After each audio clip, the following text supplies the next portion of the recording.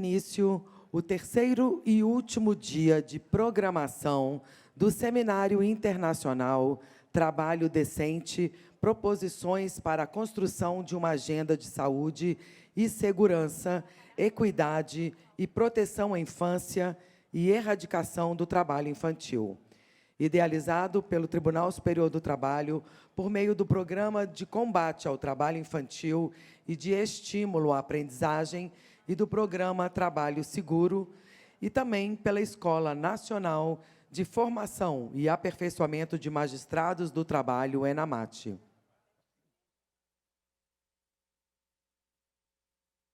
Nesta manhã, teremos a exibição do filme Pureza, seguido da roda de conversa, que abordará o tema em comento o trabalho escravo contemporâneo. O longa-metragem nacional é baseado na história real de Pureza Lopes Loyola e a cruel realidade do trabalho análogo à escravidão no Brasil. A trama conta com a história de uma mulher simples que vive no interior do estado do Maranhão e vai à busca de seu filho desaparecido após partir para o garimpo na Amazônia. À procura do filho, Pureza acaba encontrando um sistema de aliciamento e cárcere de trabalhadores rurais. Pureza Lopes Loyola, que no filme é interpretada pela atriz Dira Paz, é um símbolo do combate ao trabalho escravo. Sua luta deu origem à criação do Grupo Especial de Fiscalização Móvel, a primeira ação governamental destinada a combater o trabalho escravo em todo o território nacional. Assistiremos agora um depoimento da atriz Dira Paz sobre o filme.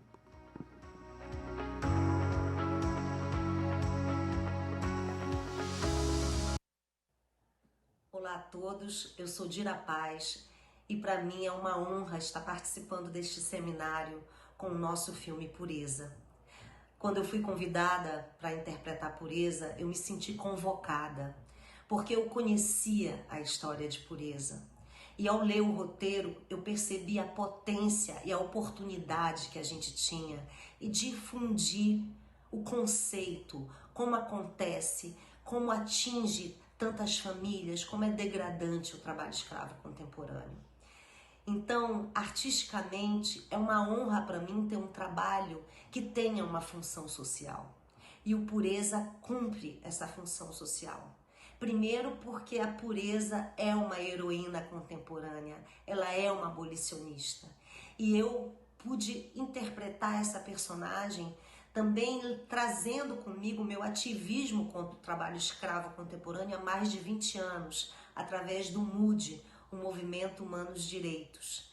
Eu quero dizer para vocês que são as pessoas que operam, os juízes de trabalho, os operadores da justiça, os futuros operadores da justiça, os prestadores de serviço, o público em geral. Eu quero dizer que vocês nos honram em estar nos assistindo, em estar assistindo Pureza.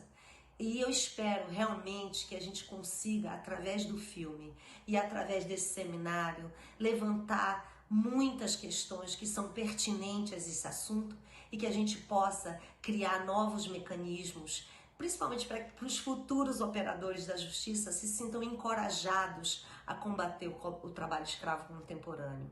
Eu gostaria muito de estar presente hoje com vocês para conversarmos pessoalmente, mas infelizmente eu não pude por outro trabalho. Mas eu quero dizer que meu coração está aí e eu agradeço muito, muito a oportunidade de ter essa troca com vocês.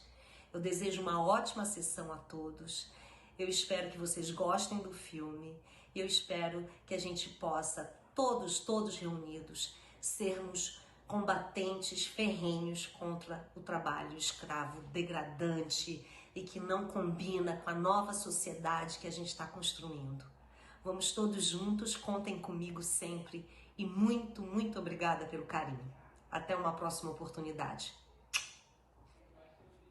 Anunciamos agora a exibição do filme Pureza, uma produção de Gaia Filmes e Ligoc Entretenimento, com direção de Renato Barbieri e produção de Marcos Ligoc Júnior. Bom filme a todos.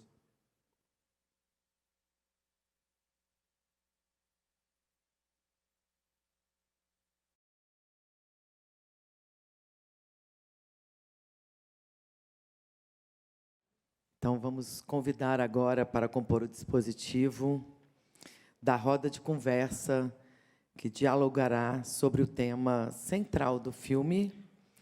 Sua Excelência, o senhor ministro Evandro Pereira Valadão Lopes, do TST, e coordenador do Programa de Combate ao Trabalho Infantil e de Estímulo à Aprendizagem.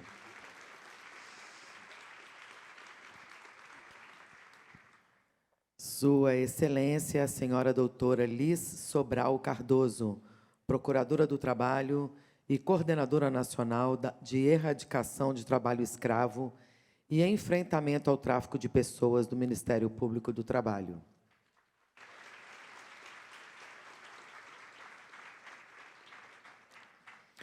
O senhor Renato Barbieri, cineasta e diretor de criação da Gaia Filmes e diretor do filme Pureza.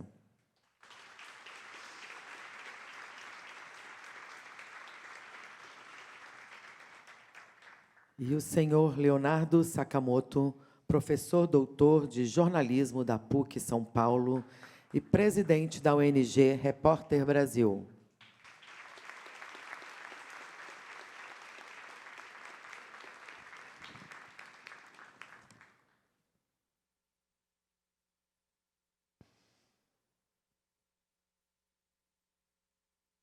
Tem a palavra o senhor ministro Evandro Pereira Valadão.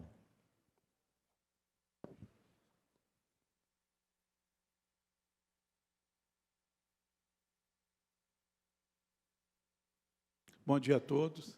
Perdão, ministro, gostaríamos de chamar também o ministro Cláudio Brandão para compor o dispositivo. Obrigada.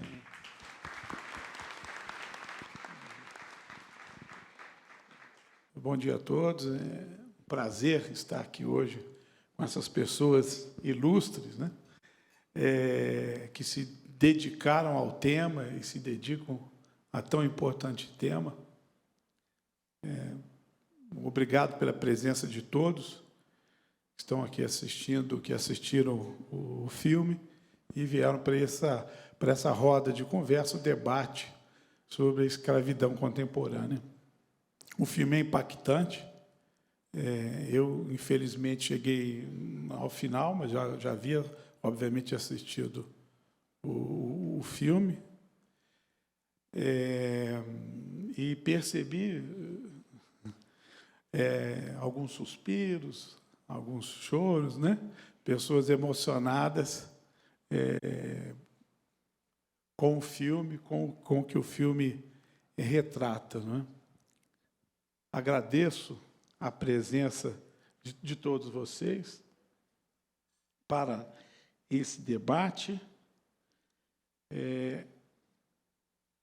Eu gostaria de mencionar aqui um pouquinho. Nós temos um mini currículo dos presentes. O nosso diretor, Renato Barbieri, cineasta e diretor de criação da Gaia Filmes, produtora de conteúdo audiovisual sediada em Brasília, diretor, produtor e roteirista, com mais de 60 obras audiovisuais de relevância, entre longa-metragens, séries de TV, nos formatos ficção, documentário, animação, sempre focados em temas sociais e ambientais. Em 1983, iniciou a carreira de diretor na produção Olhar Eletrônico, em São Paulo, um coletivo que marcou a cena do vídeo nos anos 80. Foi diretor do Jornal de Vanguarda, TV Bandeirantes, 1988 a 1989. Em 1996, radicou-se em Brasília e realizou títulos reconhecidos e premiados como Atlântico Negro, Na Rota dos Orixás, Cora Coralina, Todas as Vidas, A Invenção de Brasília, Cidades Inventadas, As Vidas de Maria, Lendas Animadas, Brasil Migrante, A Revolta dos Cabanos, Terra de Quilombo, Espaços de Liberdade, Malagrida, Félix Varela, Bianchetti e Guerra da Independência na Bahia, dentre outros. Entre as mais recentes obras lançadas estão o aclamado longa-metragem Pureza, ficção, 2022. É a primeira pergunta que farei para o nosso Renato, sem a ficção mesmo, né, Renato? E o documentário Servidão, 2022, ambos retratam o trabalho escravo contemporâneo. Também conosco, Leonardo Sakamoto, jornalista e doutor em Ciências Políticas pela USP, professor de jornalismo na PUC São Paulo, presidente da ONG Repórter Brasil, comentarista do Jornal de Cultura e colunista de política do UOL, foi membro do Conselho do Fundo das Nações Unidas para Formas Contemporâneas de Escravidão, 2014-2020, em Genebra, comissário da Liechtenstein Initiative, Comissão Global do Setor Financeiro sobre Escravidão Moderna, Tráfico de Seres Humanos, 2018-2019. Também foi pesquisador visitante do Departamento de Política do New School, em Nova York, e autor de obras relevantes como Escravidão Contemporânea, 2020, e O que Aprendi Sendo Xingado na Internet. Também conosco, como participante e debatedora, a doutora Liz Sobral Cardoso, procuradora do Trabalho e coordenadora nacional de erradicação do trabalho escravo e enfrentamento ao trabalho de pessoas do Ministério Público do Trabalho, portanto, desenvolvendo importante e relevante papel para o Ministério Público do Trabalho, para o sistema de justiça e para a sociedade brasileira. É com muito prazer, então, que recebo aqui os nossos convidados para essa roda de conversa, fazendo menção também ao nosso querido amigo, ministro Cláudio Brandão, que também contribuirá para o debate. Como disse, o filme é realmente impactante e nos comove, né? Deve ser muito bacana, viu, Renato? Após uma obra, né, você poder dizer, olha, essa obra ela serve ao mundo. Eu acho que o papel do artista, fundamentalmente, aqui digo também dos diretores, roteiristas, eu acho que também do escritor, de contribuir efetivamente para alguma mudança, para um olhar diferente, a percepção, não é? Para um sentimento, né? Um escritor, um pintor, ele quer que a sua obra impacte no mundo. Você acha que o seu filme impactou? Porque um grande problema que vejo nessa questão, o Sakamoto, é a questão da invisibilidade, né? Da incapacidade de enxergarmos o outro, o que ele passa, e de nos compadecermos com essa dor. A grande crueldade, nesses casos, é que essas pessoas, apesar dessa crueldade, do sofrimento, são invisíveis, né? E aí, dentro dessa perspectiva, como é que a sua obra serve para dar visibilidade a esse grande problema que temos no Brasil? Os dados dizem mais de 50 mil pessoas, de 99 a 2017, está aí, né? Ao final do filme, 45 milhões de pessoas escravizadas no mundo. Queria que você falasse um pouquinho sobre isso. Bom, ministro Evandro, obrigado por todos vocês aqui presentes na mesa, vocês presentes aqui na sessão de cinema às 9 da manhã. Acho que é a primeira vez que o filme é exibido de manhã.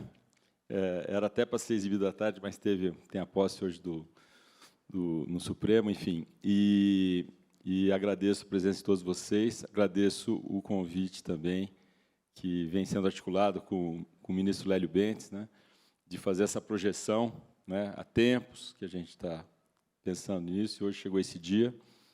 Bem, Evandro, você traz uma questão fundamental, né? Eu acho que o Milton Nascimento já disse que o artista tem que estar onde o povo está, né? Eu acho que o cinema tem um papel muito relevante nesse sentido, exatamente porque ele tem uma capacidade de imersão, né?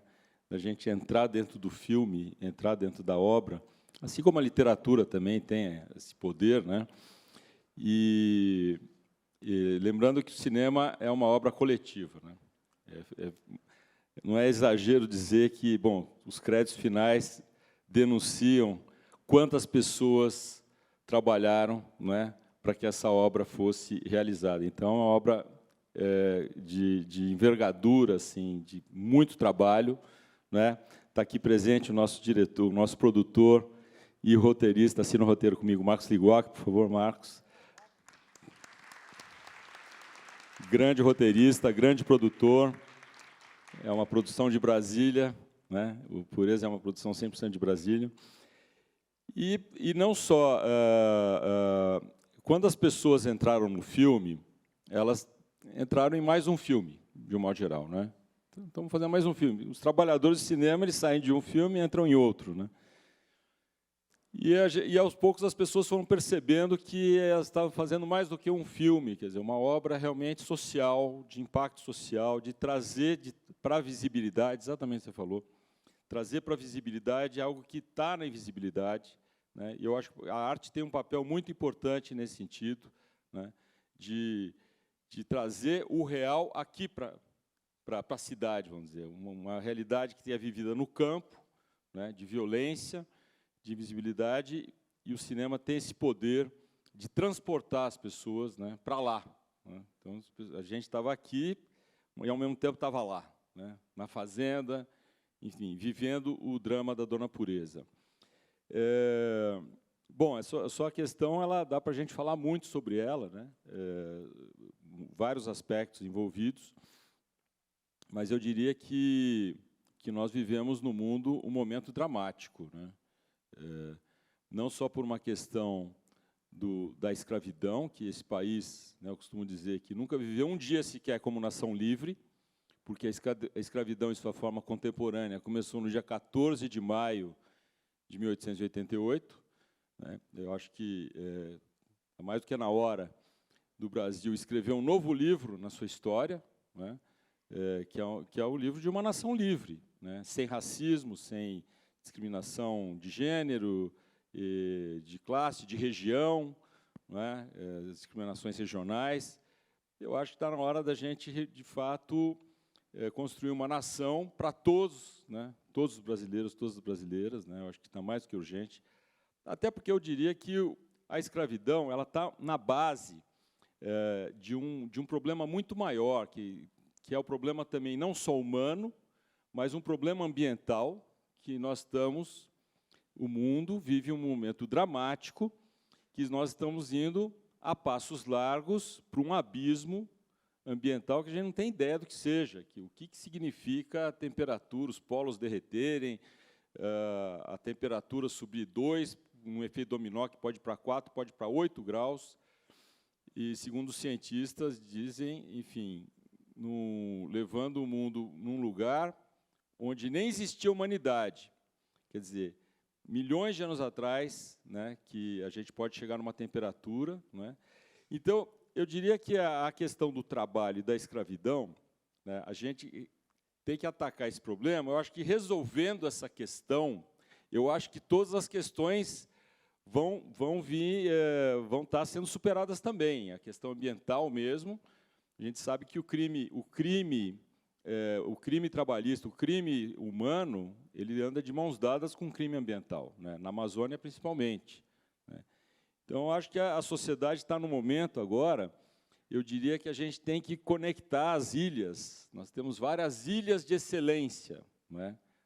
Estamos aqui no Tribunal da Justiça Social, temos várias ilhas de excelência no Brasil, né? E eu acho que essas ilhas têm que se conectar de uma maneira muito potente, para a gente, de fato, agora fazer a diferença, porque a gente não tem muito prazo para isso, né?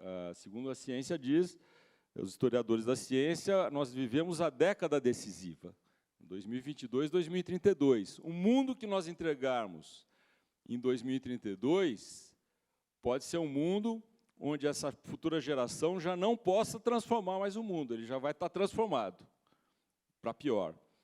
E é incrível que a nossa geração de viventes é a geração que tem a oportunidade de mudar.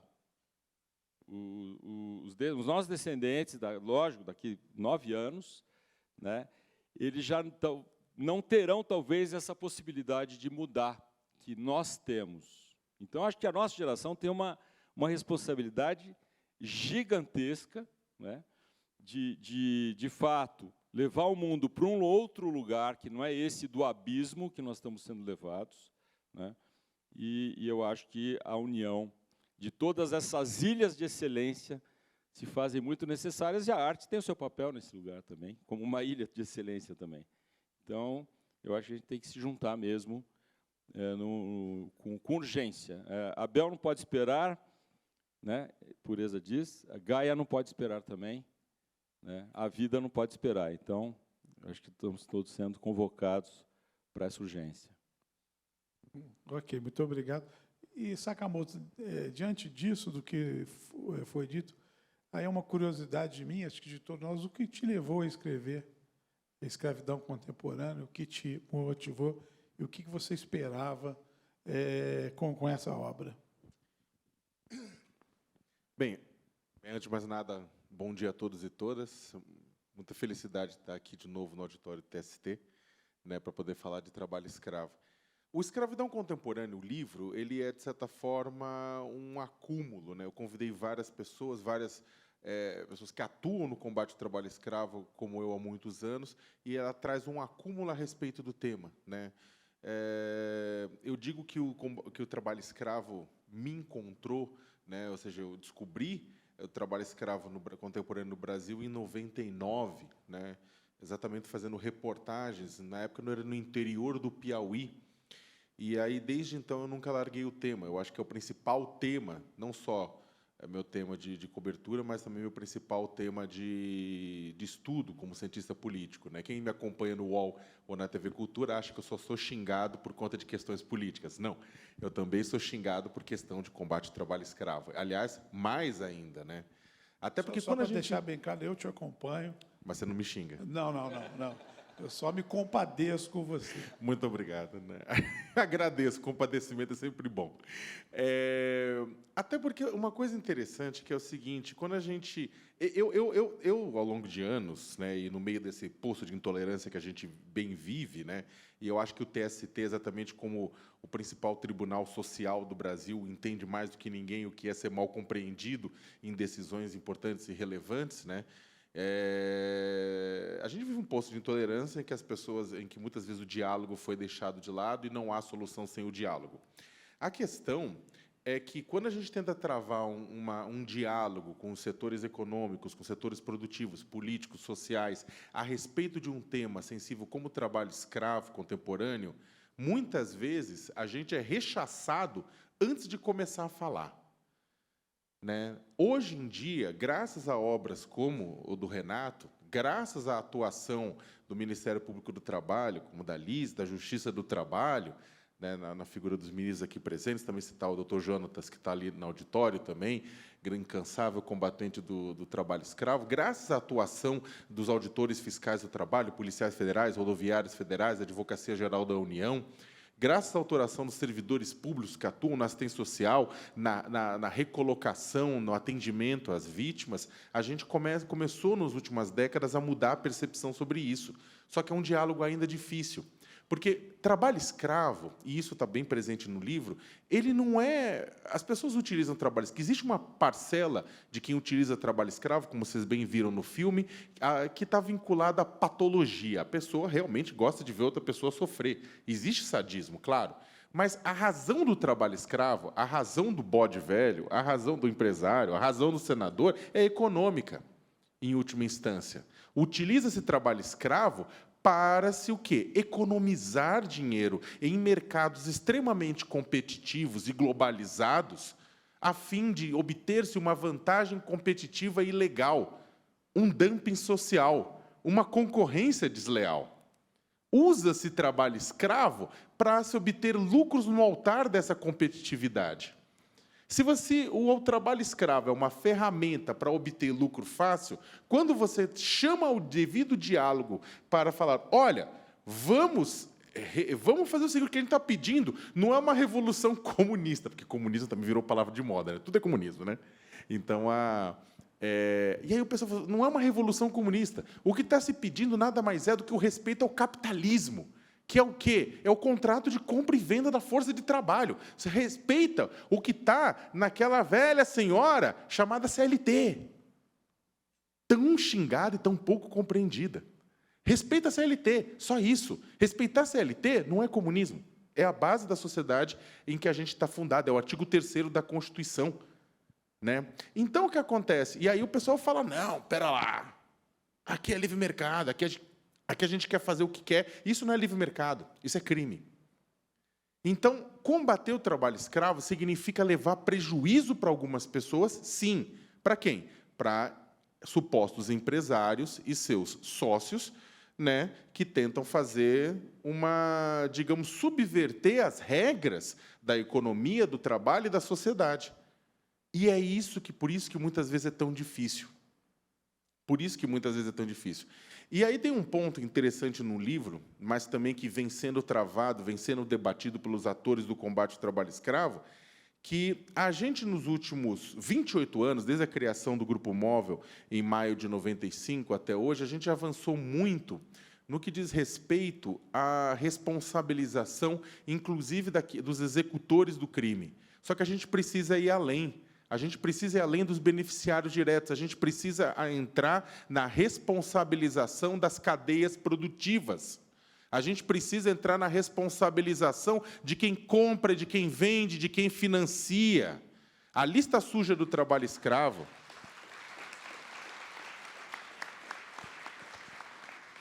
A lista suja do trabalho escravo criado, o cadastro de empregadores flagrados e responsabilizados por mão de obra análoga de escravo, ou nomezinho comprido, criado em novembro de 2003, ela trouxe a possibilidade do mercado brasileiro poder fazer gerenciamento de risco e entender os riscos relacionados ao seu trabalho e, inclusive, começar a atuar em cadeia, mas isso é pouco ainda.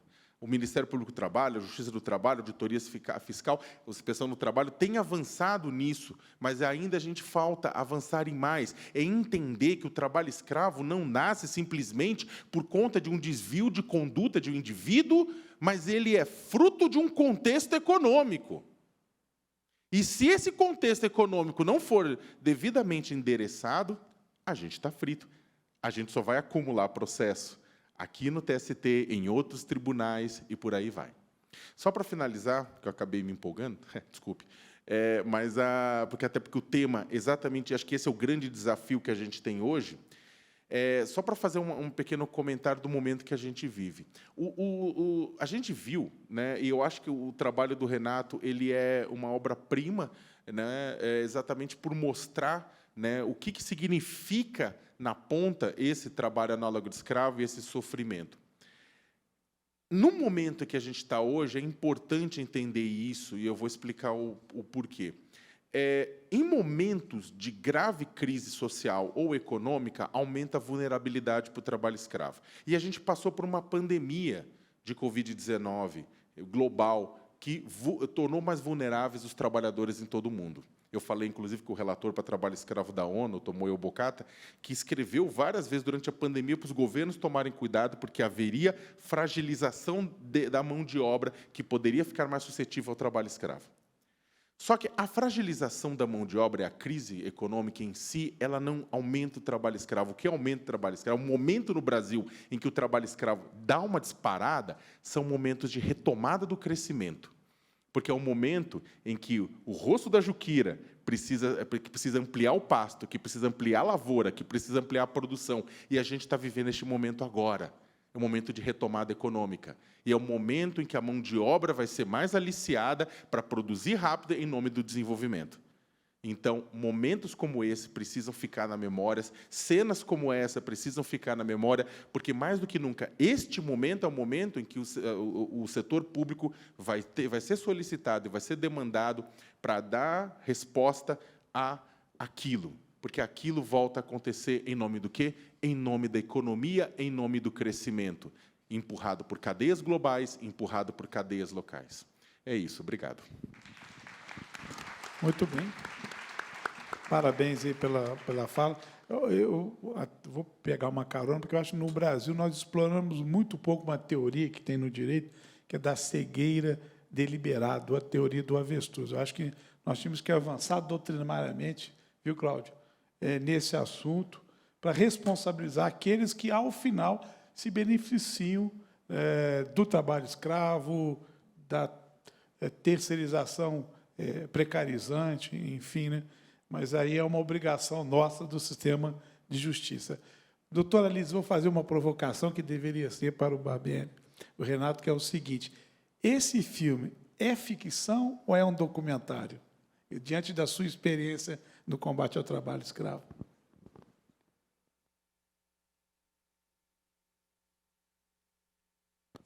Agora sim, bom dia. Primeiramente, bom dia a todas as pessoas presentes e obrigada pelo convite para estar aqui conversando um pouco sobre esse filme, que realmente é uma obra-prima.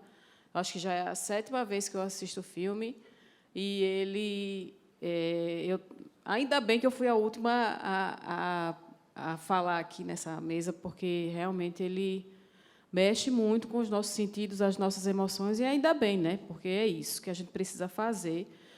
Somos agentes aqui, eu sou também agente do sistema de justiça, e todos os dias, quando a gente lida com um processo, está lá no papel ou no computador, um caso, mas é nesse momento que a gente renova os votos, né? Todos os dias renovamos os votos com o nosso casamento vitalício, com essas carreiras, com esse trabalho, que é missão de vida mesmo, e é o momento de a gente se lembrar de quanto mexe com os nossos sentidos. Então, respondendo à pergunta do ministro Evandro, não é.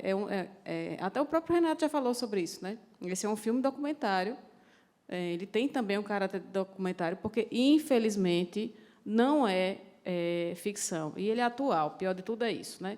Porque a história se passa já tem alguns anos aí, antes até, enfim, antecedente e contribuiu para a criação do Grupo Móvel, essa história terrível, mas que foi enfrentada com a coragem gigantesca da dona Pureza, mas a história é atual, infelizmente. E as formas de violência invisibilizadas são várias. E é necessário estar atento, estar atenta, né, ministro Cláudio, quando a gente pega lá nos processos, para que a gente perceba o tipo de violência, que ali está acontecendo violência, e violência grave, né? Então, conseguir se transportar e ter compaixão, como acho que é a grande marca aqui, da abertura e também desse final de seminário em Sakamoto, é essa, né? Nosso dever de casa todos os dias. É esse, assim, que a gente não perca nunca a compaixão, ainda que não sejamos nós que estejamos vivendo essa desgraça toda. No filme, quando foi fechado o filme, foram 52 mil pessoas resgatadas, né? Já passamos das 62 mil pessoas resgatadas. Mas os desafios seguem, por isso que a gente está aqui hoje, porque existe trabalho escravo, sim, até hoje no nosso país.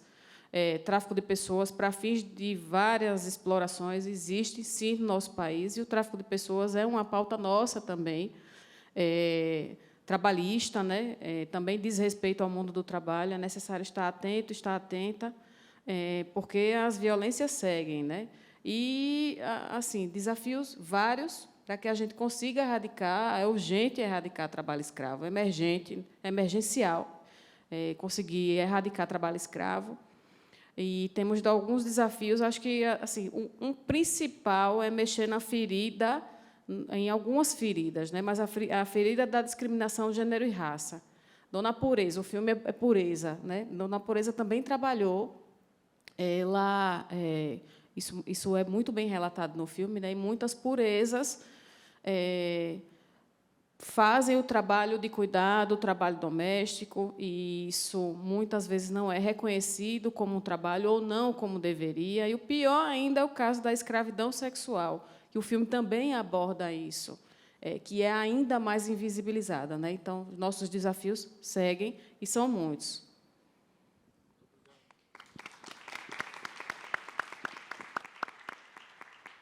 Passar agora para o meu querido amigo, ministro Cláudio Brandão, para considerações e perguntas, se for o caso. Claro, cumprimentando a todos, eu quero inicialmente justificar esse inopino meu de sentar aqui nesta cadeira. Eu sou um dos que, ministro Evandro, hoje foi tocado por esse filme mais uma vez. É a terceira vez que eu assisto, não assisti ainda 7, mas assistirei outras tantas. E eu fiz aqui eu me candidatei a essa cadeira, aproveitei que o presidente estava em sessão e certamente ele poderia estar aqui conosco hoje. Eu queria fazer uma reflexão para nós, juízes. Eu sou nordestino. Falo isso com muito orgulho. Numa cidade do interior da Bahia, de família simples. E eu me lembro bem, quando eu devia ter uns 10 anos de idade, talvez, memória cronológica remete a isso, na cidade do interior da Bahia, eu via chegar, de tempos em tempos, no jardim da cidade, praça principal, a minha querida cidade de Itaberaba, vários ônibus, 10, 20, 30 ônibus. E na cidade que era um acontecimento. Afinal de contas, nunca se via tantos ônibus. E nós íamos para a praça ver aqueles ônibus todos novos, enfim. Tempos depois, não me lembro quando eu tomei conhecimento disso, tomei ciência disso, aquela cena era anualmente repetida, porque era a contratação de trabalhadores nordestinos para atuarem na lavoura de cana-de-açúcar do estado de São Paulo. Vamos situar aí, eu sou de 61, que tenha sido nos anos 71. 2023.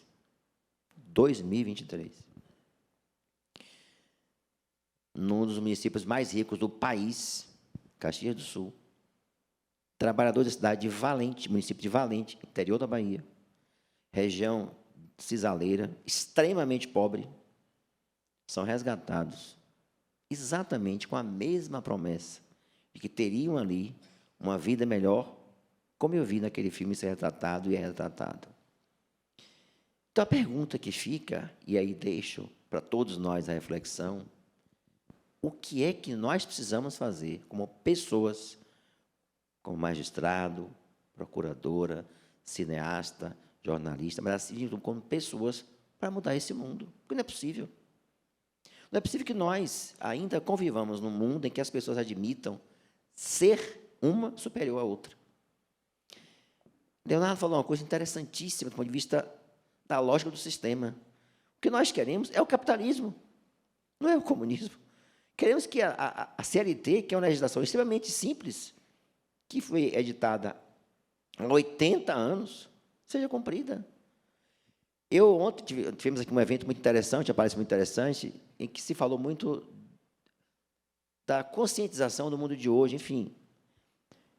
E até vejo empresas avançadas nessa atividade, nessa lógica de inclusão, mas, ao mesmo tempo, nós vivemos num país tão desigual, tão regionalmente, o nordestino é tratado como discriminação no Brasil inteiro, isso é fato. E começa por aí, fala-se Rio, São Paulo e o Nordeste. Não, você mora onde? Eu moro no Rio. Fulano é nordestino, como se isso fosse um atributo, de certa forma, que carrega uma carga negativa. Então, a pergunta que fica para todos nós aqui, eu vejo advogados, procuradores, magistrados, pessoas do mundo, o que é que nós precisamos fazer? E aí vem uma outra reflexão, uma outra afirmação, nós temos que fazer alguma coisa. Essa ideia da responsabilidade da cadeia produtiva, e, ministro Evandro, e falo como magistrado, nós temos que avançar na discussão e afirmar a nossa competência. Artigo 114, inciso 6 da Constituição da República. Temos que afirmar, e enquanto não houver a responsabilização da cadeia produtiva, do ponto de vista da reparação de danos sociais, nós não mudaremos esse país. Não mudaremos. Porque, infelizmente, é o que nós sentimos a cada dia. Então, a pergunta que eu deixo para reflexão, para a resposta coletiva é esta. Primeira observação. O que é que nós... E não é o discurso teórico, é no dia a dia, ações comuns que nós temos que fazer alguma coisa. E a segunda reflexão que deixo, e aí me refiro aos magistrados que estão aqui, que nós, juízes, estamos fazendo nesse universo. Preocupa-me muito, e aqui falo como...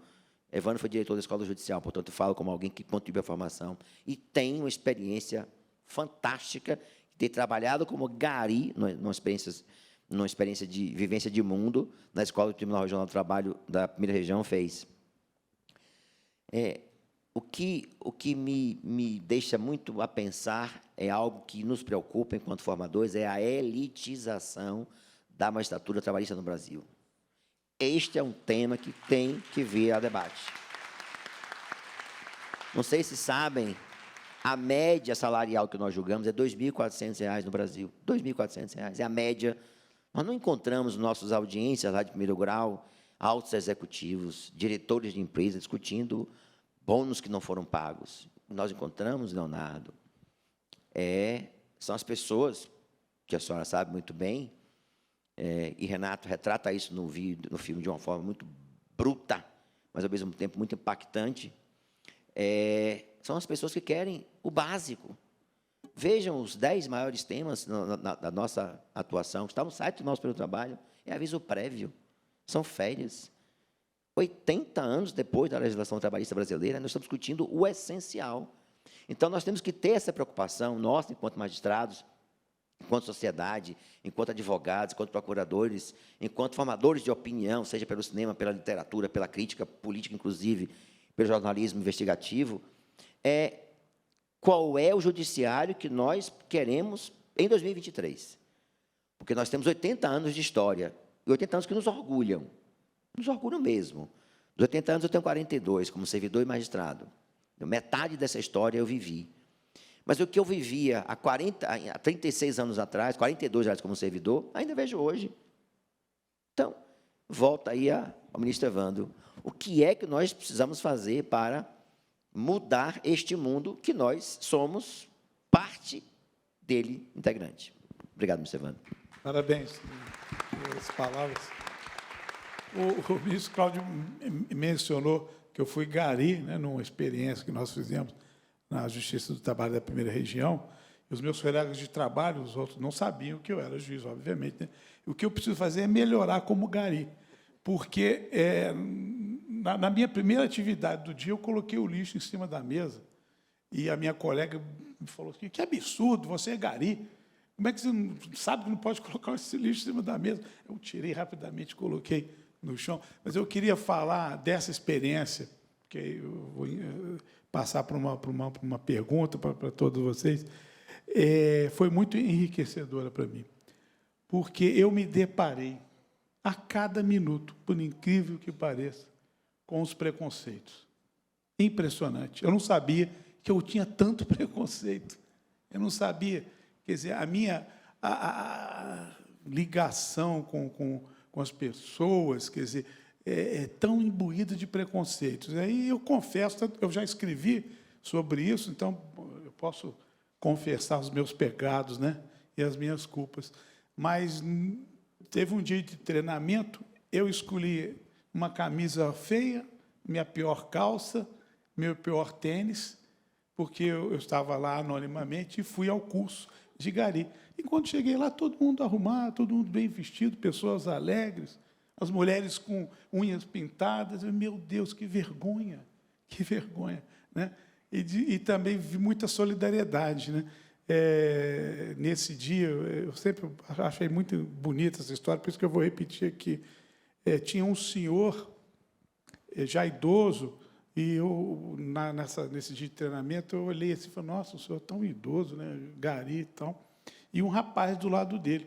E ele se comunicando por Libras. E aí eu fiquei sabendo que, na verdade, era o pai de um gari que estava indo lá para passar para o filho informações de Libras da capacitação que eles estavam realizando. Quer dizer, então, esse mundo é muito rico, né, de solidariedade, de afeto e de preconceitos como o meu. E a pergunta que eu faço logo em seguida para todos, o Renato, é que, ao que parece, você traz dois pontos, duas cenas me fizeram pensar. A primeira são os apelidos, né? Quer dizer, necessariamente, você, naquele momento em que me dá o seu documento, eu vou te dar um apelido, quer dizer, eu estou, na verdade, negando você como sujeito de direito. Então, você não é mais sujeito de direito, você é objeto. Essa cena me pareceu muito interessante, né? E a outra é quando o bode ele fala ao final, mas precisava disso tudo? Né? Aí eu faço pergunta para vocês, parte da sociedade brasileira também perguntariam isso? Mas precisa disso tudo? Aí eu queria que você respondesse. Sacamou também com a sua experiência, e a doutora Alice. Por favor, ministro Cláudio. Interessante, Evandro, essa coisificação da vida, né? Quando os africanos e africanas chegaram aqui, né, durante 350 anos, a primeira coisa que faziam era retirar seus nomes, né, sua religião, suas crenças, sua língua. E era proibida, inclusive. E é engraçado você estar puxando essa cena, que é exatamente a mesma coisa, né? Você tira a identidade do sujeito, o nome, né, a própria identidade, que é uma certidão de cidadão, né, de sua identidade. E então essa descaracterização, essa desumanização, né, está na base da escravidão, né? Eu acho que. E outra coisa que eu fiz muita questão de desenhar esse bode, né, eu, o Marcos Ligó, que trabalhou muito nisso, que era exatamente trazer um homem fino, refinado, um homem que vai para a Europa, toma vinho, joga tênis, entendeu? Mas é escravagista. Ele nem olha a pureza é coisa também, faz parte do cenário. Aí, a hora que ele come, é um homem com um paladar refinado, porque, né, come nos melhores restaurantes e tal, ele logo repara que ali tem alguma coisa diferente. Daí ele olha para a pureza, né? Aí pergunta o nome, foi você? Qual o seu nome? E, no fim, ele é todo simpático, né? Oh, pureza, obrigado, tal. Quer dizer, é o escravagista refinado, né? Que não é o escravagista brucutu, né? Mas como que a gente dá, é como o Gessé fala, né? Que é o racismo revestido de afeto, né? É a escravidão revestida de afeto, né? Então, acho que é bom a gente também ir trazendo essas nuances da nossa sociedade, né? De como essa mentalidade escravagista ela vai se modernizando, né? Enquanto está fazendo práticas, né, não arcaicas, mas não só arcaicas, absolutamente desumanas e cruéis, né? Eu acho que quando a pessoa ela desumaniza o outro, ela está se desumanizando também. Eu acho que é na mesma medida, inclusive, né? Você desumaniza o outro, você se desumaniza na mesma medida. Então, acho que é necessário, sim, a gente reumanizar a nossa sociedade, né? E nós somos ensinados. Esses preconceitos que você fala não é uma coisa que eu não diria que é uma coisa tão pessoal, eu diria que é uma coisa ensinada. Nós somos ensinados diuturnamente a sermos racistas, a sermos preconceituosos, a sermos preconceituosos com a questão regional, que é tão séria no Brasil, né? Um país tão rico, onde cada região tem tanta contribuição a dar, e porque é visto um como maior, outro como menor. E seria mais interessante a gente ver que isso nos enriquece pelas nossas diferenças, né? Então, acho que a gente tem muito para se enriquecer nesse processo de humanização, né? Então, acho que é uma missão. Quando eu falei das ilhas, né, o Grupo Móvel ele é fruto de uma união de ilhas de excelência, né? O Ministério do Trabalho, a Polícia Federal, o Ministério Público do Trabalho, enfim, a advocacia, enfim, várias, né, a sociedade civil organizada, a CPT. Então, quando essas ilhas de excelência se juntam, é possível fazer algo muito transformador, né? Então, acho que é isso, a gente tem que juntar as nossas ilhas de excelência para, de fato, fazer algo transformador.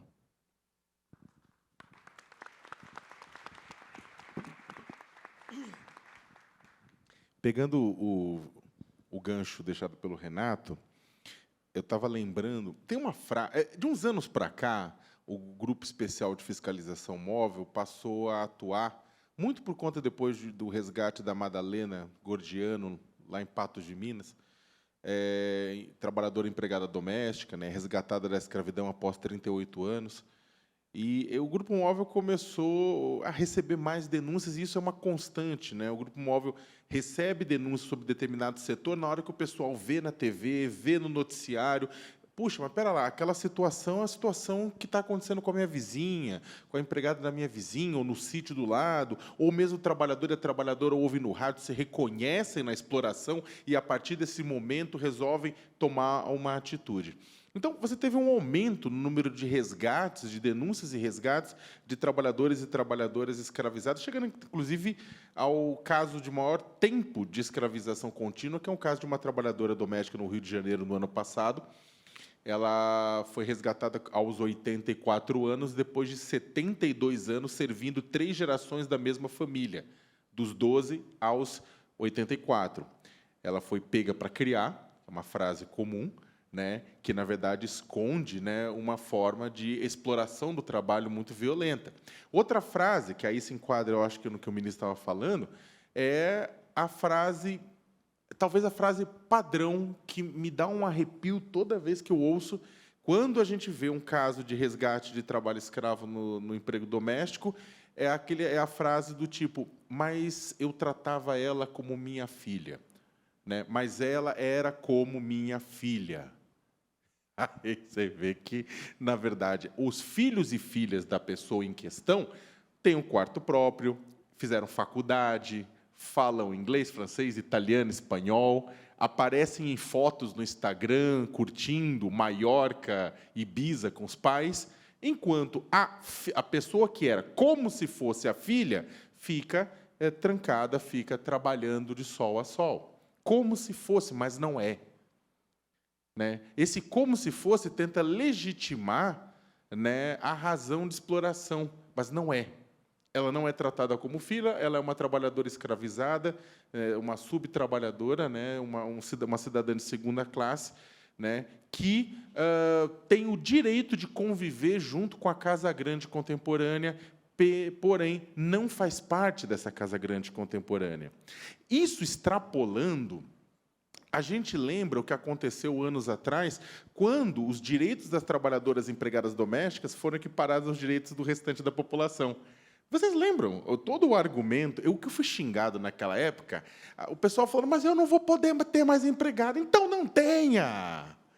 Se você, tipo, não, mas é que então o pessoal vai perder emprego. Né? Ah, mas o pessoal vai perder o emprego. Ótimo, muitas das empregadas domésticas tipo, celebram quando veem suas filhas e seus filhos numa profissão menos sofrida que elas. Ai, mas você quer acabar com a profissão? Não, eu quero que as pessoas que estejam trabalhando lá tenham os mesmos direitos e os mesmos benefícios que o restante da população. A gente mantém um sistema, mas aí eu não consigo trabalhar, a minha filha sofre. Por quê? Porque o sistema no Brasil ele é feito para que tudo, no final das contas, pese nas costas de mulheres negras que tocam o barco do trabalho doméstico. É por isso que o sistema brasileiro funciona. É por isso que a economia brasileira funciona. No final das contas, tem uma mulher negra se lascando. Eu ia falar palavrão, desculpa. Mas se lascando na ponta da linha. Por quê? Porque uma mulher, até vai chegar até uma mulher branca da periferia, ela acaba contratando uma mulher negra da favela para poder cuidar do filho dela enquanto ela vai trabalhar para uma outra mulher que também contratou e por aí vai. Então, o que acontece é que a gente tem um sistema que garante isso, um sistema que, como o Marx falou, a questão do racismo presente no trabalho escravo e no trabalho escravo doméstico, isso é estrutural. Não, mas eu não sou racista. Todos nós somos educados desde cedo para sermos racistas, mesmo que a gente ache que não, porque a gente é educado para manter o sistema do jeito que está funcionando. Né? Então, a parte e aí acho que para concluir minha fala, e parte um pouco do que o ministro tinha comentado, a solução para isso, por isso que a solução para combater o trabalho escravo ele é multifatorial, ele é multidimensional, tudo isso mais. Ele parte por remoer e botar para fora coisas que estão na Constituição da gente como país, para que a gente possa rever. O racismo estrutural é uma delas. Né? As declarações, e faz parte desse racismo estrutural, todas essas declarações que normalizam a exploração como se fosse algo comum, como se fosse minha filha, peguei para criar e por aí vai. Ou, ele vive pior na casa dele do que na minha, melhor estar trabalhando do que não está trabalhando, não é mesmo? Né? E por aí vai. Mas também tem uma coisa, ministro, que é um tripé. O trabalho escravo se sustenta no tripé, que é impunidade, ganância e pobreza. Impunidade, você teve, com o advento do grupo móvel, com a ação das instituições e tudo isso mais, um avanço muito grande, mas a gente precisa avançar. Tem pouca persecução penal ainda, com trânsito em julgado. Né? A gente precisa avançar com relação a isso. Tem muita ainda, apesar de decisões, quando chegam nos tribunais superiores, decisões que são positivas, são revistas, tem muita decisão ainda na base, muito esquisita com relação ao trabalho escravo, para dizer o mínimo. Temos uma questão de ganância, o Ministério Público do Trabalho, ou mesmo empresas, ou tentativas de leis vêm chegando para tentar criar prejuízo onde o pessoal tenta lucro fácil na questão do trabalho escravo. Né? E aí a citação das vinícolas é uma, cana-de-açúcar, tantas outras que a gente viu. Né? E, é claro, para isso a gente tem que lembrar que a terceirização ilegal é a mãe do trabalho escravo. Né? Agora, tem um ponto com relação à pobreza. E pobreza, não entendam pobreza por falta de renda. No Brasil, a gente gosta de fazer com que toda pobreza seja falta de renda. Pobreza não é falta de renda, necessariamente. Pobreza é falta de oportunidades. Oportunidades, para usar o termo do professor Amartya Sen. Isso engloba acesso à educação, acesso à saúde, acesso à cultura, acesso a lazer, acesso à habitação, acesso a emprego digno, acesso à formação, sabe? Acesso a direitos. Não é só dar dinheiro e distribuir dinheiro, que é importantíssimo, mas não resolve apenas. É garantir cidadania. Para que a pessoa, se quiser migrar, migre por esperança, talvez, de vou melhorar de vida, talvez, mas não pelo desalento do desespero. Né? Então, eu acho que a gente precisa atuar nessas três linhas. E, juro que eu estou saindo, tem uma coisa que a Repórter Brasil, a nossa organização, fez. A gente rastreia cadeias produtivas do trabalho escravo desde 2003, né, ajuda o poder público, a sociedade civil, empresas a criarem políticas em cima disso. A gente criou um aplicativo um tempo atrás, chamado Moda Livre, que eles... Aí baixem, é de graça, tá? Hora do merchan. Ele avalia 110 marcas de roupas, dizendo o que elas fazem para combater o trabalho escravo, o que foi encontrado na sua produção, o que não foi encontrado. Muita gente pergunta, mas esse tipo de boicote por parte do consumidor funciona? Eu falo assim, funciona, não no longo prazo, mas no curto prazo. As vinícolas no Rio Grande do Sul resolveram se mexer e adotar, e reconhecer e adotar medidas, ainda que não foi perfeito, mas vamos adotar algumas medidas, por conta da pressão econômica em cima de consumidores. A Zara, lá atrás, em 2011, resolve começar a se mexer por conta de pressão de consumidores. Né? Outras tantas empresas começam a se mexer por conta de pressão de consumidores. É claro que essa pressão não dura para sempre, ela dura um curto espaço de tempo que tem que ser aproveitada pela sociedade civil e pelas instituições para pressionar. O medo das empresas é por quê? É porque vamos perder valor para sempre, clientes para sempre? Não. O que uma empresa vende? A Coca-Cola não vende refrigerante, a GM não vende carro e a Zara não vende roupa. Quem acha que eles vendem isso está errado. Eles vendem ideias. Vendem ideia do quê? A Zara? Não, novidade, fashion, modernidade. Da GM, potência, velocidade. A Coca-Cola, alegria, refrescância, felicidade. É isso que eles tentam vender, passando em comerciais valores e princípios que a gente vai tentar consumir e sermos o produto que a gente consumiu. Só que, se a partir do momento em que aquele produto está vinculado com escravidão, com dor, com sofrimento, o valor da empresa, diante da sociedade, cai. E por isso que a empresa fica desesperada e não quer aquela vinculação. Então, existe janela de oportunidade, e, sim, consumidores podem pressionar. Né? Basta a gente querer.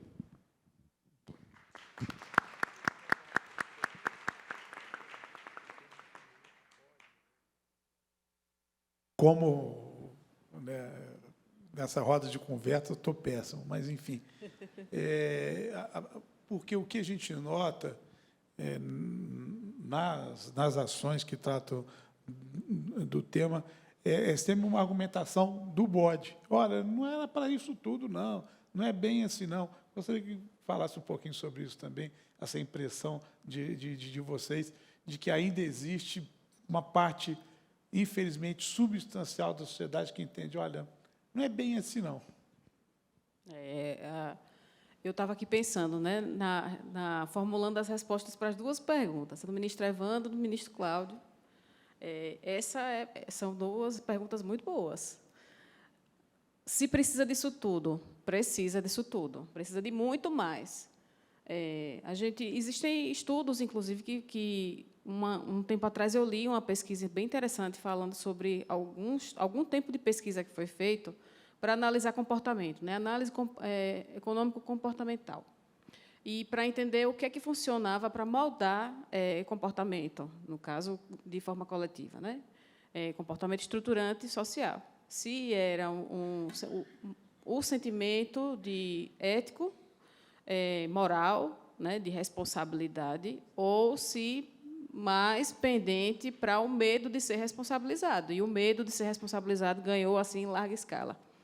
Então, se precisa disso tudo, com certeza precisa disso tudo. A gente, em várias situações, eu poderia dar vários exemplos aqui, mas assim, exemplos concretos. Em lugares onde tem Procuradoria do Trabalho, a gente começa a perceber mudança de indicador socioeconômico no local, porque e a mesma coisa vale para locais onde existe a Auditoria Fiscal do Trabalho, onde tem a polícia, onde tem a Justiça do Trabalho.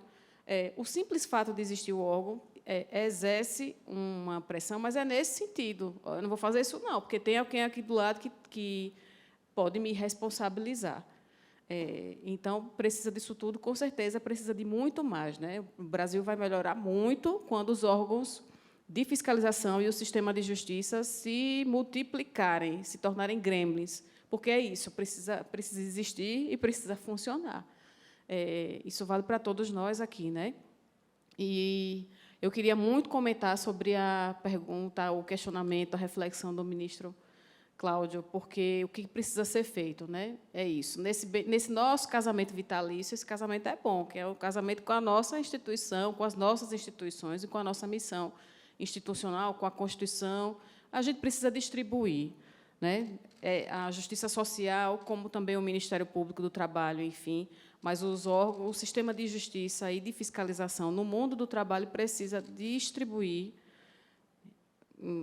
várias coisas, né? Mas assim, distribuir renda, riqueza, é isso. Todos os dias, quando a gente recebe processos, casos lá, o que a gente está fazendo é isso. Alguém se apropriou do direito de outra pessoa. E não é só distribuir, né, Sakamoto? Assim, na verdade, é distribuir a garantia de direitos. Porque o que aconteceu nas situações concretas foi que alguém se achou no direito, entendeu que assim, o direito dele é mais poderoso do que o da outra pessoa. E a gente precisa distribuir por meio da garantia daquele direito ou de vários direitos, reparando que foi violado e garantindo que aquela situação não se repita mais, né? Então, precisa de muito barulho mesmo, e não é barulho só por si, mas assim de presença significativa das instituições, do Estado, mas não só, né? Da arte, dessa sensibilização, da imprensa, o jornalismo tem um papel fundamental, as organizações da sociedade civil. O Brasil, inclusive, tem um histórico muito... O Brasil é referência mundial hoje no que se refere ao combate à escravidão contemporânea, mas é porque muito disso se deve à pressão social da sociedade civil, o caso José Pereira, acho que muitos de vocês conhecem a história do caso José Pereira, que levou o Brasil a um constrangimento internacional, mas ainda bem, porque esse caso ele é um dos grandes responsáveis pela nossa mudança de curso na nossa história, né?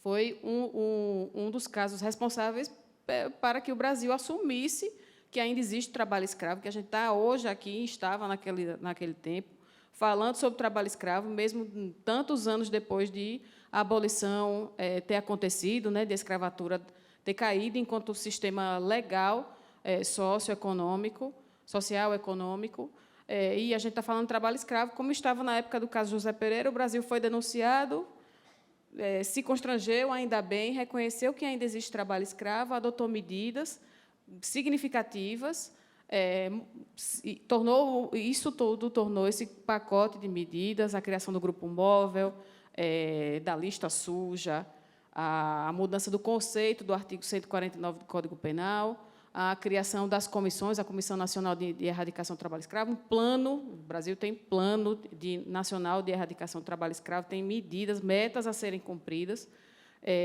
Tudo, em grande parte disso, se deve ao caso José Pereira.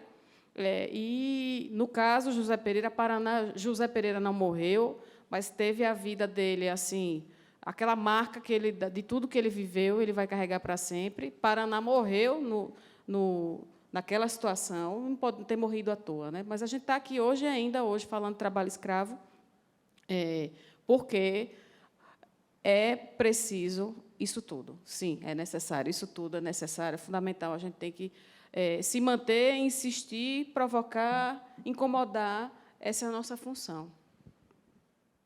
Obrigado.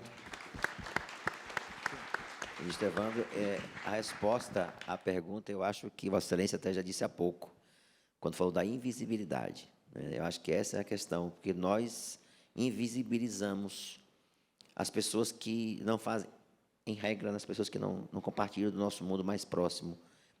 Isso é interessante porque nós vemos isso, eu já falei isso aqui ao presidente Lélio, publicamente em outro evento, quando nós não olhamos no rosto de quem nos serve uma água aqui no tribunal, quando nós não respeitamos quem limpou esse ambiente aqui para que esse evento acontecesse, quem propicia a segurança, quem está lá atrás no som e na imagem. Nós passamos por essas pessoas muitas vezes e nós cumprimentamos.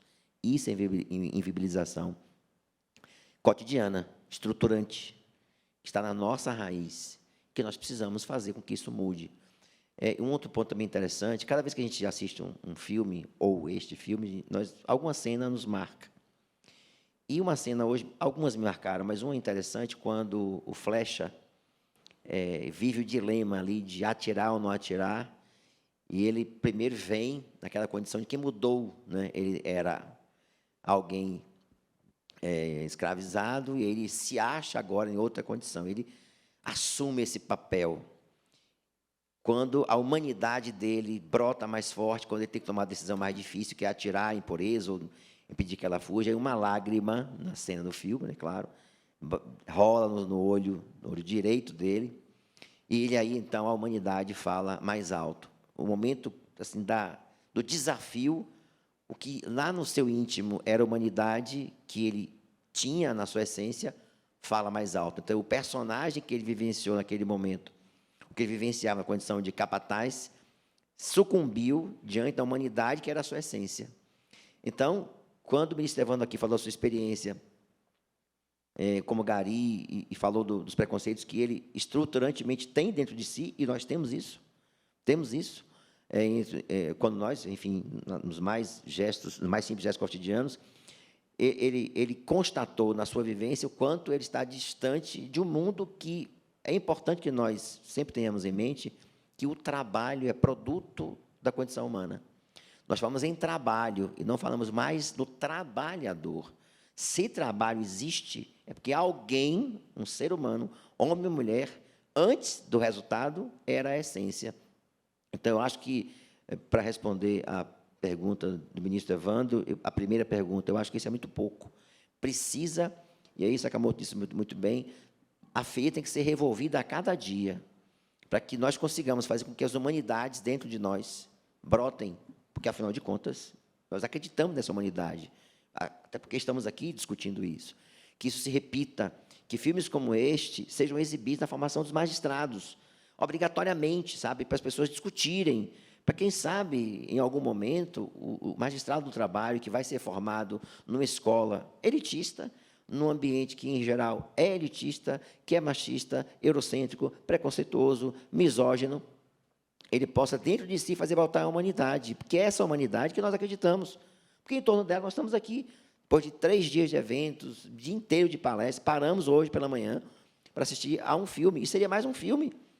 Mas, na verdade, o que nós devemos levar como mensagem final é por que nós viemos hoje discutir esse filme aqui. Por que nós estamos aqui fazendo uma roda de conversa? Qual é a razão de ser deste filme ter sido projetado aqui hoje? Certamente para resgatar a nossa humanidade, ou fazer com que nós não nos percamos no emaranhado de processos cotidianos que nós julgamos e esqueçamos que em cada processo há vidas humanas. E que é isso que vai fazer com que nós sobrevivamos a esse mundo cruel, desigual, preconceituoso, enfim, violento, e tudo aquilo que nós vivenciamos. Então, Mr. Evandro, eu respondi dizendo que é muito pouco, precisa cada vez mais fazer. E a segunda pergunta, eu respondi com a sua própria observação, é a invisibilidade, que faz com que nós não vejamos no trabalho algo que é antes resultado de uma ação humana e que por trás tem um ser humano, um homem ou uma mulher. Obrigado.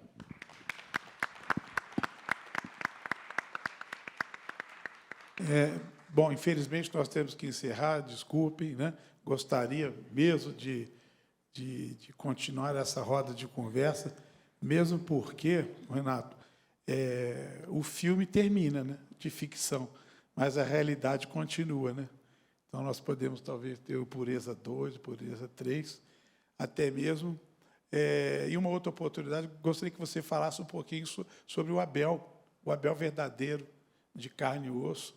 Infelizmente, hoje não será possível, mas as consequências, né, no corpo físico e psíquico da escravidão que ele sofreu durante 3 anos.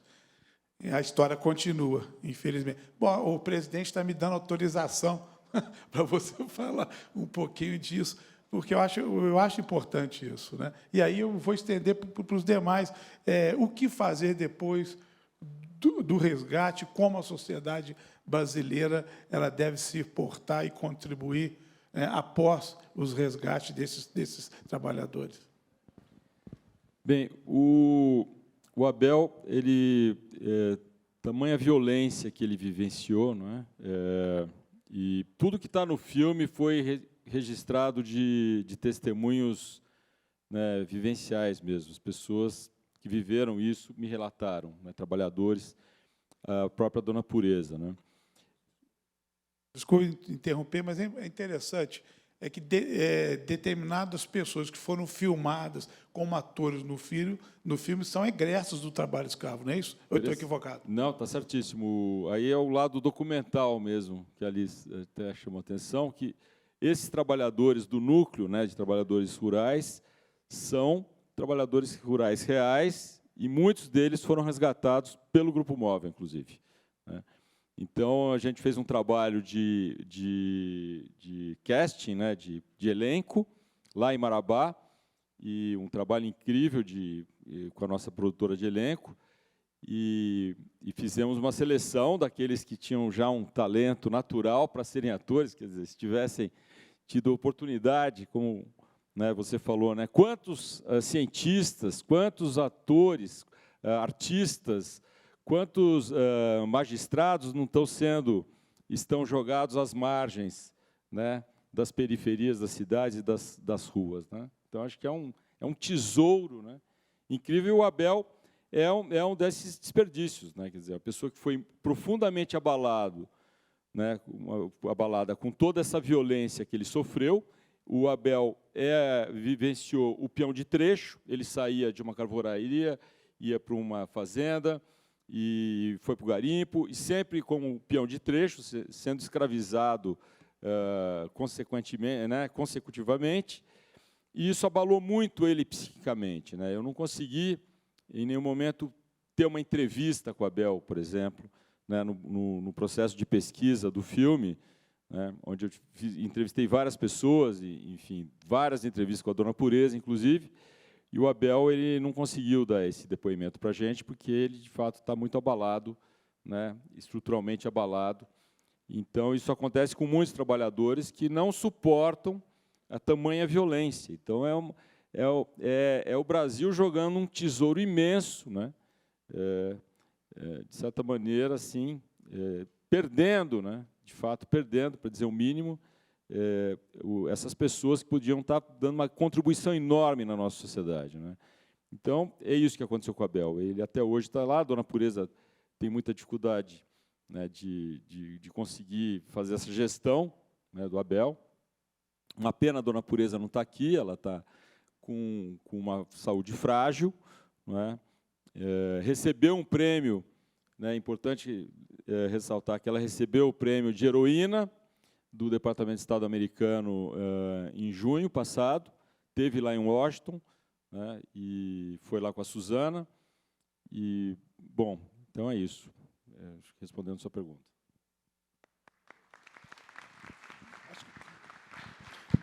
Acho que só fazer um breve comentário, acho que eu e a Liz vão acabar fazendo jogral, porque a gente atua até junto nessa questão de defesa do fluxo, né?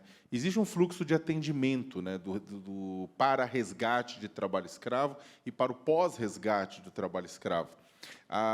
E o fluxo ele foi sendo desenvolvido, ele é uma consequência natural do amadurecimento do próprio combate ao trabalho escravo. No começo, você tinha um grupo móvel com resgate, obrigação de pagamento, com o tempo foi criando-se outros mecanismos para obrigar o pagamento, ACPs, ACCs. Em 2003, nasce o pagamento do seguro-desemprego para resgatados do trabalho escravo, que, inclusive, 3 meses de 3 mensalidades. Agora, o Congresso Nacional está discutindo ampliar para 6 meses. E, junto dessa evolução, surgiu a necessidade óbvia de ter uma coisa de pós-atendimento. Não adianta jogar os trabalhadores, resgatar, que é importantíssimo, mas uma parte deles, principalmente peões de trecho, o pessoal que não tem residência fixa, acaba caindo novamente na teia de escravidão. Eu mesmo já participei de resgate de uma pessoa, estava lá, ô, japonês, falou assim, o quê? Você me conhece? Eu falei assim, não, há 4 anos você estava, quando a federal bateu lá e me tirou da fazenda. O que você está fazendo? Eu voltei para cá, o dinheiro acabou, voltei para cá. Né? Então, o que acontece? Para tentar evitar isso, né, o fluxo ele envolveu a assistência social de estados e municípios, ou tenta envolver a assistência social de estados e municípios, através das COETRAs. Temos a Comissão Nacional para a Erradicação do Trabalho Escravo, temos as comissões estaduais para a erradicação do trabalho escravo, e em alguns municípios, como São Paulo, temos comissões municipais de erradicação do trabalho escravo, e a ideia é envolver os municípios, tem municípios já está sendo envolvido, então, no momento que há um resgate, há uma comunicação com a COETRA, uma comunicação com a assistência social, como foi no caso da Bahia, né, dos resgates dos trabalhadores das vinícolas, 95% eram da Bahia, 95% eram negros, diga-se de passagem. Então, eles, por quê? Para os municípios poderem atenderem, poderem entender a necessidade daquela família, inserir em programas de benefício social, inserir em programas de formação, conectar com o setor produtivo. Há algumas poucas experiências de reconexão de empresas que aceitam a reconectar, inserir e dar emprego para esses trabalhadores egressos da escravidão. Ainda é claro que falta muito, até pedir para a Liz para completar, mas passa por isso. E isso, é claro que passa, inclusive, por atendimento psicológico. Né? Só que aí é uma questão, a gente está até discutindo, estou sendo xingado para cacete nas redes sociais essa semana, o xingamento dessa semana é que saiu um estudo do IPEA mostrando que o Brasil tem menos funcionários públicos do que os Estados Unidos, proporcionalmente à força de trabalho, do que a Dinamarca, do que a Suécia, do que uma série de outros países. Aí o pessoal fala, não, mas recebe mais, mas é um bando... E aí o que acontece é que não dá para você ter atendimento psicológico nos municípios, por exemplo, para atender vítimas de trabalho, de exploração do trabalho. O quê? Vai gerar o quê? De brotação espontânea? Né? Você, do nada, fala assim, você bota ali um pouquinho de água e açúcar, nós temos um psicólogo? Não é assim que funciona. Precisa de recursos, precisa contratar, precisa colocar funcionário público para fazer isso. Né? Isso passa, inclusive, por aquela ideia, por rebater aquela ideia de que o Estado brasileiro é inchado. Boa.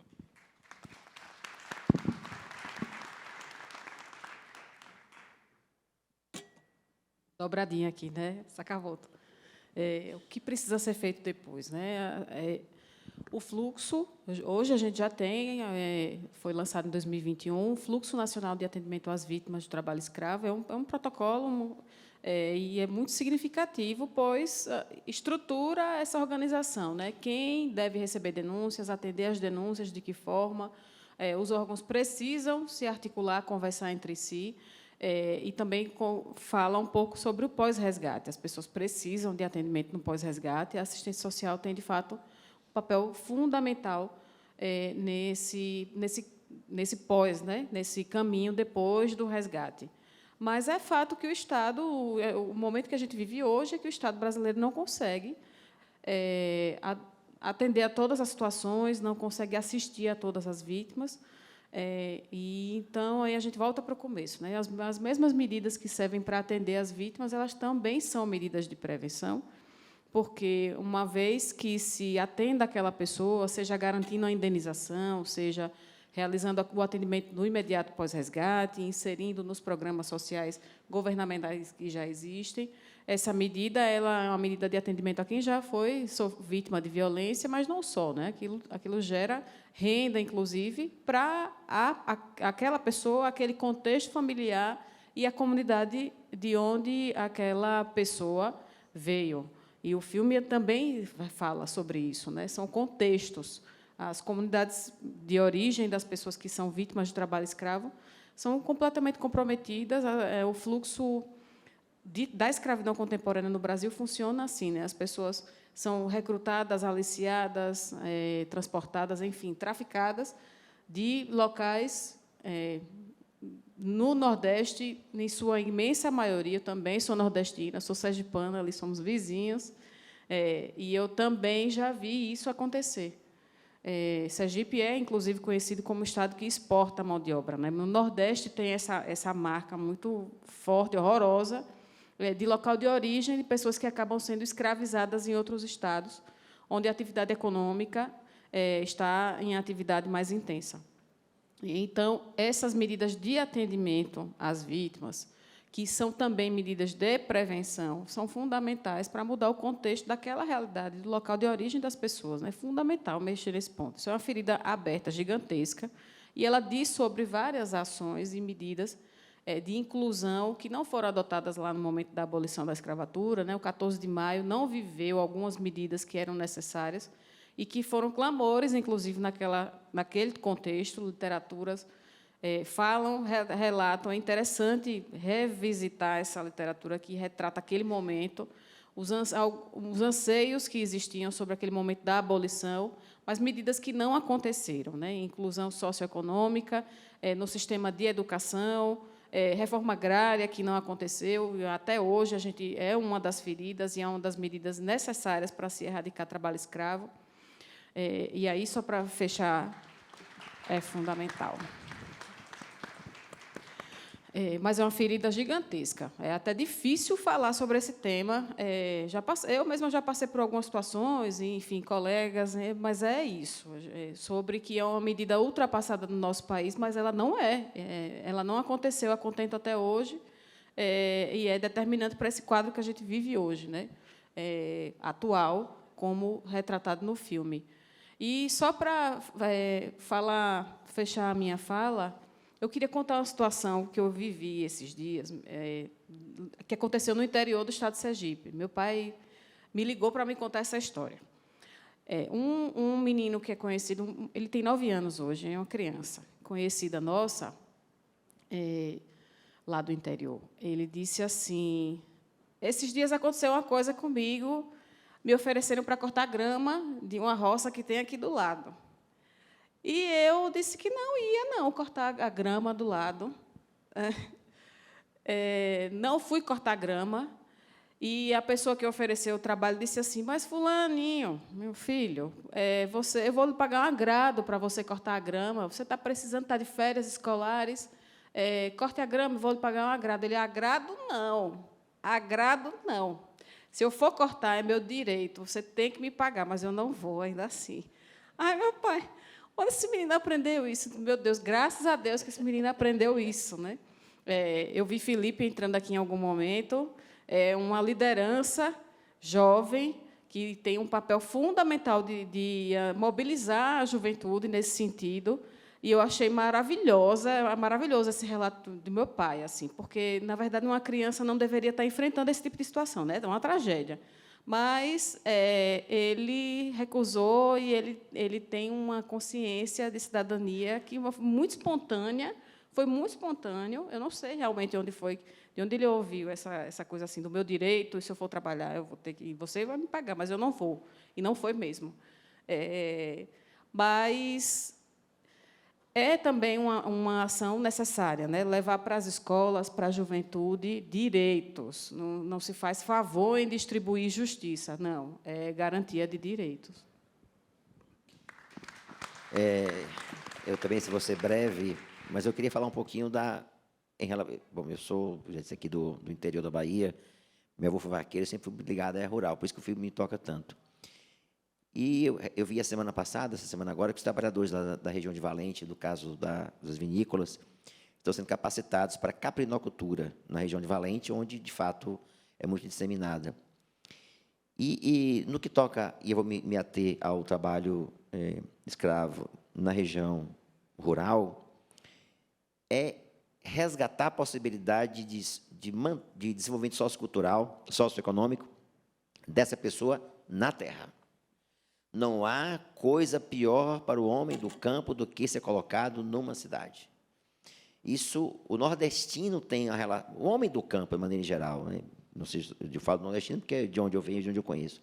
Então, uma relação com a terra tão intensa para ele, que, muitas vezes, retirá-lo desse mundo que ele conhece...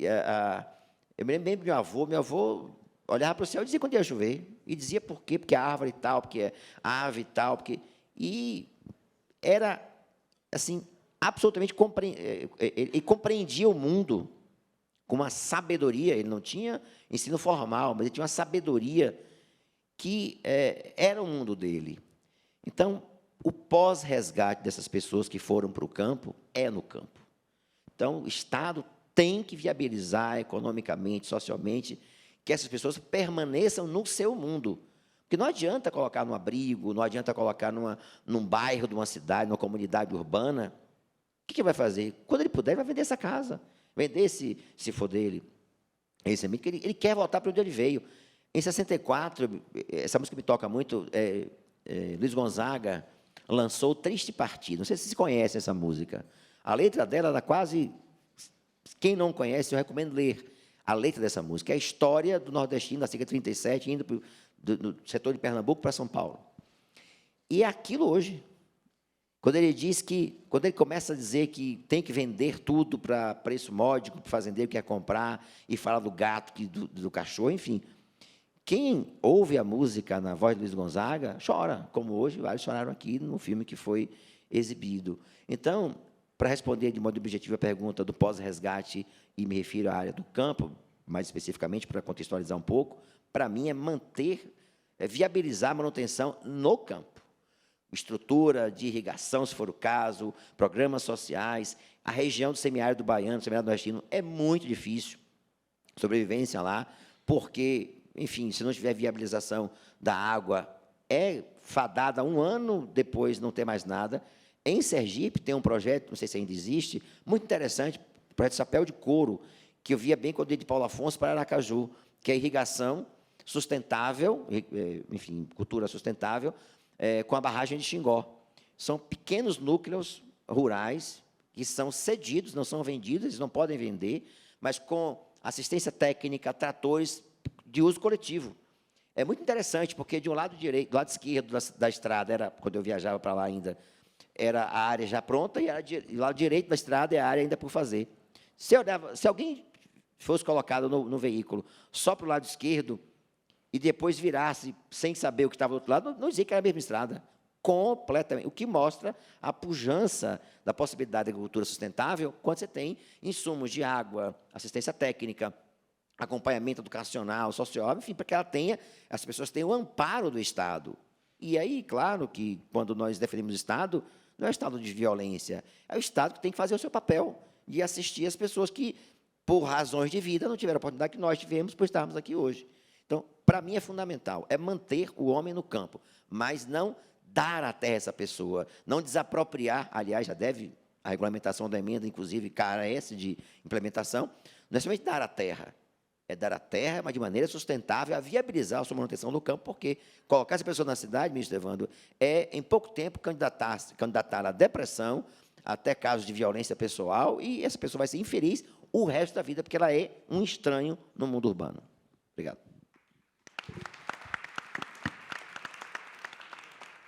Bom, infelizmente, temos que encerrar, né? Eu me lembro do Jô Soares, quando o Jô Soares fazia uma entrevista interessante. Agora temos que encerrar. Então, eu sei que estão todos mais ou menos assim. Que pena.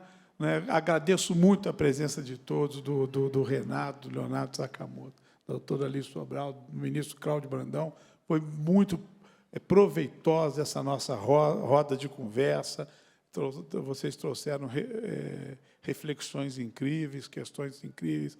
Agradeço muito a presença, então, de vocês, de todos aí da plateia que estão aqui também.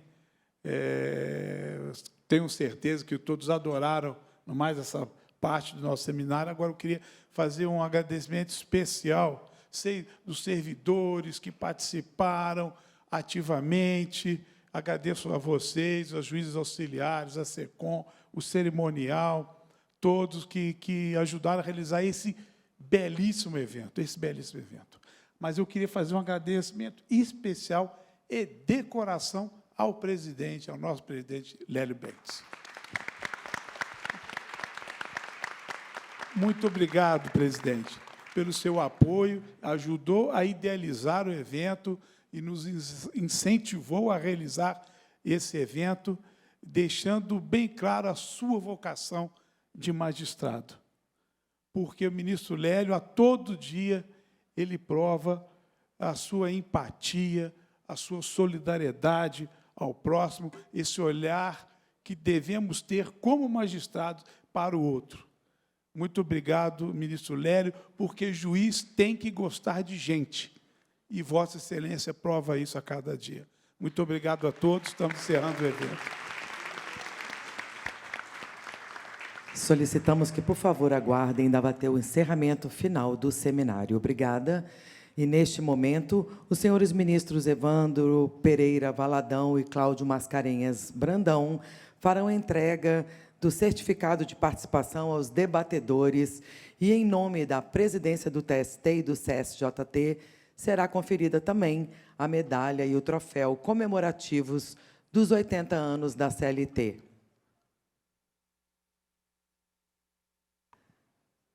Será desfeito esse dispositivo e nós vamos fazer, compor mais um para um breve encerramento. Por favor, aguardem.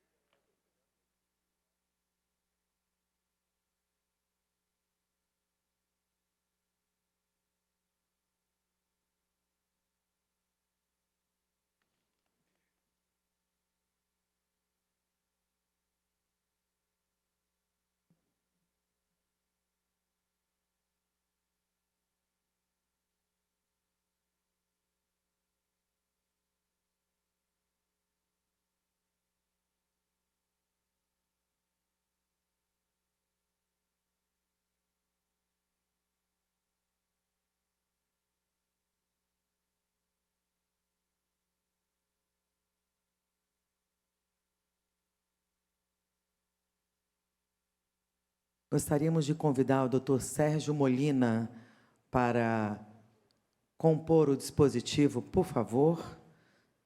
Senhor Sérgio Javier Molina Martinez, por favor, à frente. Obrigada.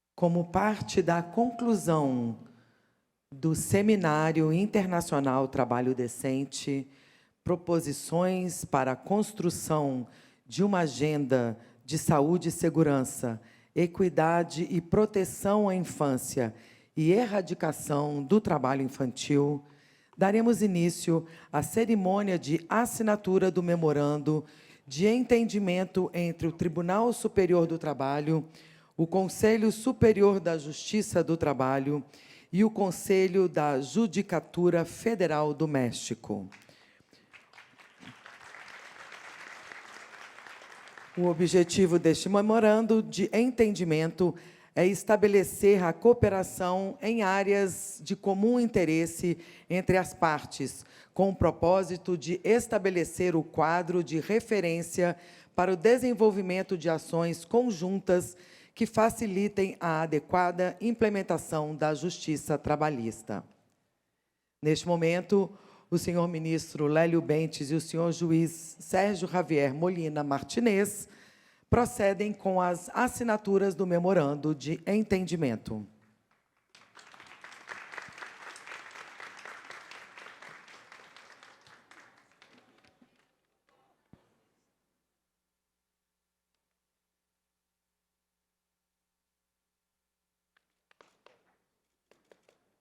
Tem a palavra o senhor ministro Lélio Bentes Correia.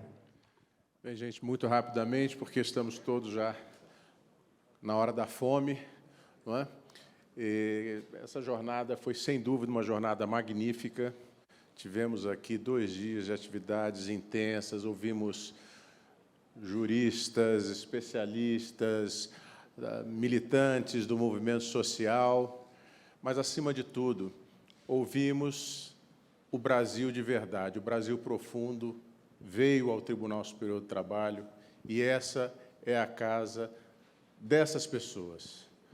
Como eu mencionava ontem, às vezes, o que elas mais anseiam, mais do que, claro, a necessária justiça e o reconhecimento de direitos, é o acolhimento, é o abraço, é a proteção a qual nós nos comprometemos quando assumimos esse honroso e desafiador cargo de levar, essa desafiadora missão de levar justiça a todas e todos. E agora, com essa parceria com o Conselho da Justiça Federal do México, eu tenho certeza que nós estamos dando um passo muito decisivo no sentido de ampliarmos as nossas reflexões, ampliarmos os nossos debates e fortalecermos as jurisdições sociais em toda a América Latina, né?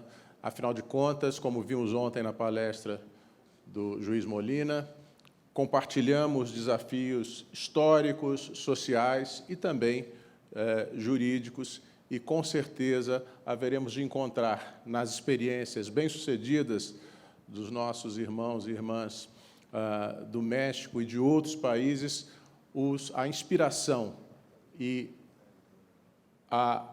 o estímulo para que prossigamos na promoção da justiça social. Muito obrigado a todas e a todos por terem participado ativamente da construção desse momento tão significativo para a história da nossa justiça do trabalho.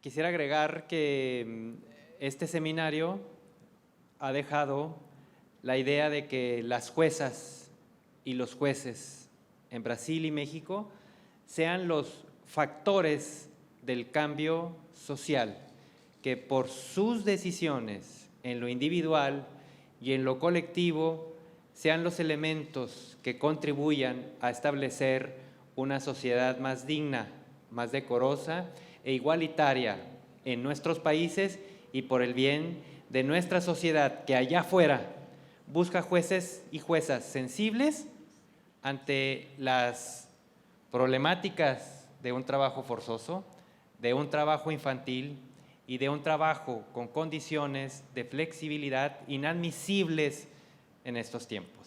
Felicidades a ustedes, que son los nuevos factores del cambio social en Brasil y en México. Muchísimas gracias.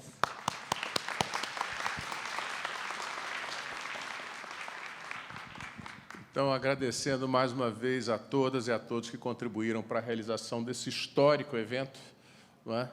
Eu declaro formalmente encerrado o Seminário Internacional sobre Trabalho Decente. Tenha um bom regresso a casa.